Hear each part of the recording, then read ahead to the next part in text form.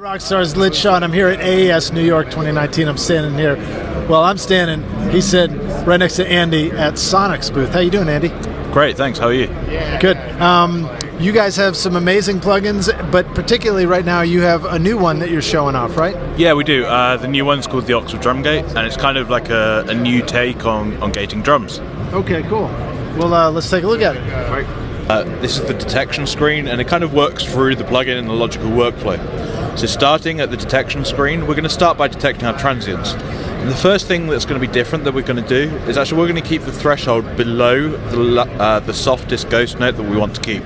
Let me pause and start with this. What's our basic goal here? We're about to gate some drums or something like that? Yeah, so we've got a snare drum here. The snare drum's got a lot of bleed on it. There's kick and hi-hats coming through, and those kick and hi-hats are actually louder than the ghost notes on the snare.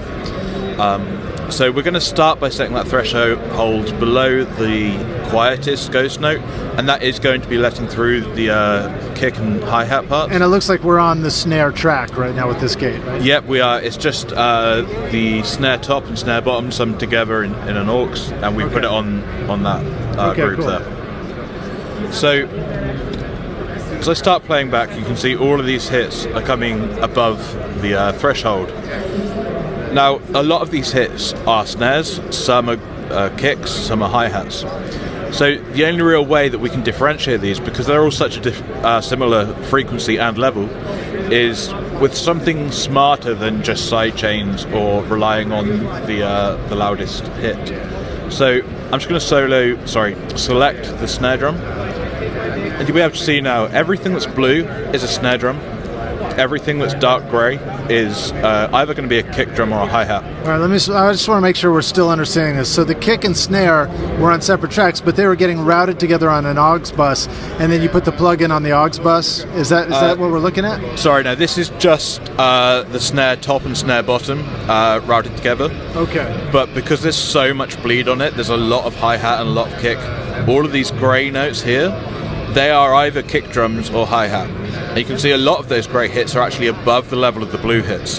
Okay, cool. And that's going to be the problem that you often have with gates. You're unable to rescue the ghost notes without also letting through the kicks and hi-hats in this particular situation. Right, I dig it. So if you set the threshold high enough, you're going to cut off the ghost notes on the snare that we wanted, is what you're saying.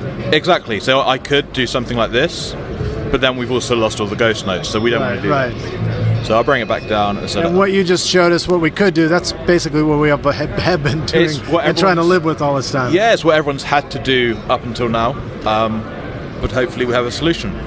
So using this matching process, we know what drum is being played, whether it's a kick, snare or tom. I mean, I can even try and get out the kick drum from the snare mic.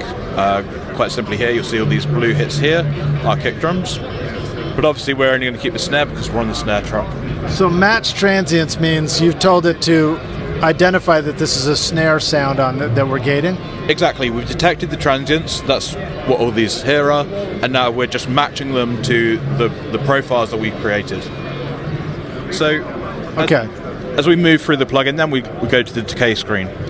So you're going to see a couple of unique things here. Firstly, we have this kind of inverted waterfall graph. And that shows you frequency against time.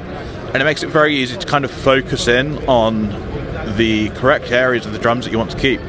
If you want to keep some of the boom, or you want to just keep some sizzle from the top of the snare, very easy to do. Particularly with longer decays, so things like toms. There's actually one in the backdrop just up here. You just scan up, you'll be able to see the waveform like this.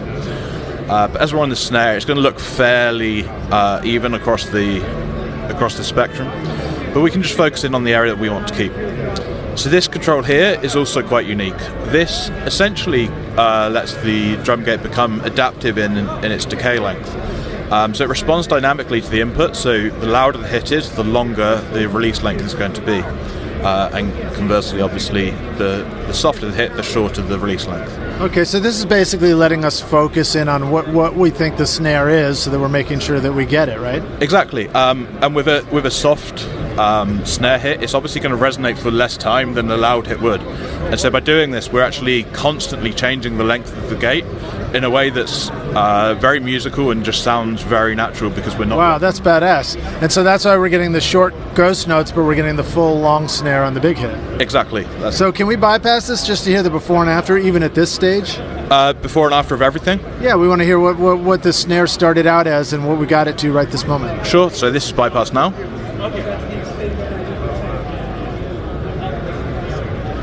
So there's tons of hi-hat, and those ghost notes are completely lost as soon as I bring it back in.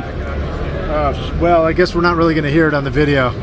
You're not, but hopefully you'll be able to testify that we're doing it right. Yeah. Rockstar's just really working great. All right, so dig it. So what else do we want to look at, since we're really just looking at this for now for this? Sure. So next off we have a leveler. The leveler has 2 separate stages. That means we can kind of position our ghost notes in the mix without affecting the main backbeats, or we can do vice versa. So we can bring the main backbeats right down, but sit them around the ghost notes, or we can level both in a completely transparent way. There's no compression going on, so we're not just bringing up noise floors and bringing up more spill and all of that horrible stuff.